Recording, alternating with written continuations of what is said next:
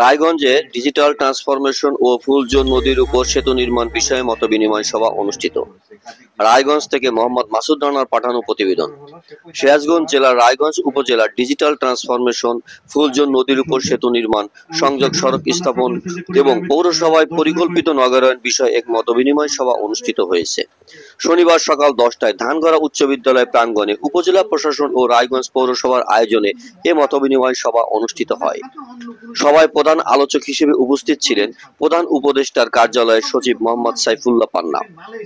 বিশেষ অতিথি হিসেবে উপস্থিত ছিলেন জেলা পরিষদের প্রধান নির্বাহী কর্মকর্তা মোসাম্মদ আফসানা ইয়াসমিন, অতিরিক্ত জেলা প্রশাসক উন্নয়ন ও মানব সম্পদ ব্যবস্থাপনা জনাব শাহাদত হোসেন, এলজিইডি সিরাজগঞ্জের নির্বাহী প্রকৌশলী জনাব মোহাম্মদ রেজাউর রহমান এবং পানি উন্নয়ন বোর্ডের সিরাজগঞ্জ নির্বাহী প্রকৌশলী জনাব মোহাম্মদ মোখলেসুর রহমান। এছাড়াও উপস্থিত ছিলেন রায়গঞ্জ বিএনপির সাবেক সভাপতি জনাব শামসুল ইসলাম সহ স্থানীয় জনপ্রতিনিধি, শিক্ষক, সাংবাদিক ও গণমাধ্যম ব্যক্তিত্ব। আবারও কৃতজ্ঞতা জানাচ্ছি যে আমার কথা ধৈর্য ধরে শুনেছেন। আর সম্ভব আমার সাইফুল্লাহ পান্না স্যার বলেছেন যে কুড়িগ্রামে 10,000